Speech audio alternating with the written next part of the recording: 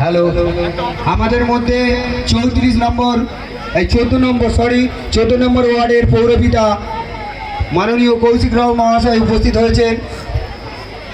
এনাকে 2-4 কথা বলার জন্য অনুরোধ করব।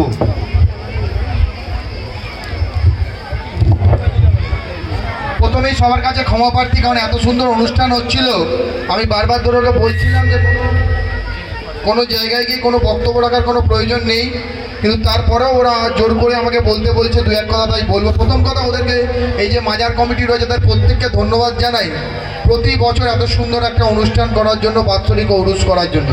একটু আগে শুনছিলাম যে এরা এবছর প্রোগ্রাম করেছে, আর্থিক অবস্থা খুবই খারাপ, তাই প্রোগ্রামটা করতে খুবই অসুবিধা হয়েছে। যারা এখানে দায়িত্ব নিয়ে প্যান্ডেল করেছে, ইলেকট্রিশিয়ান যারা আছে তারা নিজ দায়িত্বেই বেশিরভাগটা করেছে, তো তাদেরকেও একটা ধন্যবাদ জানাই যে এই সুন্দর অনুষ্ঠানে পাশে থাকার জন্য।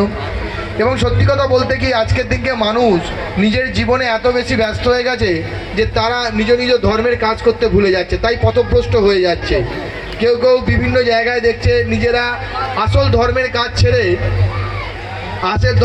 ছেড়ে তারা বিভিন্ন কাজের কথা উল্টোপাল্টা জায়গায় চলে যাচ্ছে। বিভিন্ন ধর্মের দিক থেকে না গিয়ে শুধুমাত্র মেকি ধর্মের দিকে রয়েছে তারা। আজকে যারা মুসলিম, যারা ধর্ম সম্প্রদায়ের মানুষ রয়েছে, তারা সত্যি কথা বলতে অন্তর থেকে তারা উপরওয়ালার কথা, তারা খোদার কথা, আল্লাহ রসুলের কথা চিন্তা ভাবনা করতে ভুলে যাচ্ছে। যারা অন্য ধর্মের মানুষ রয়েছে তারা তাদের ধর্মের কথা ভাবতে ভুলে যাচ্ছে, তারা শুধুমাত্র নিজের স্বার্থের জন্য কাজ করে যাচ্ছে।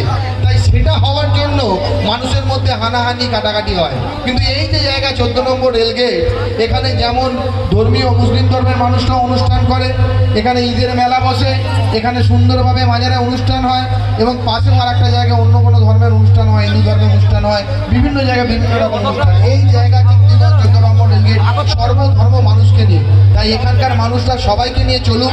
বাজার কমিটি সুন্দরভাবে প্রতি বছর অনুষ্ঠান করুক, ওরা আরও ভালো করে এগিয়ে যাক, এই আশা রেখেই আপনাদেরকে আবার গানের দিকে ফিরে যেতে অনুরোধ করছি। প্রত্যেকে ভালো থাকবেন, প্রত্যেকে সুস্থ থাকবেন।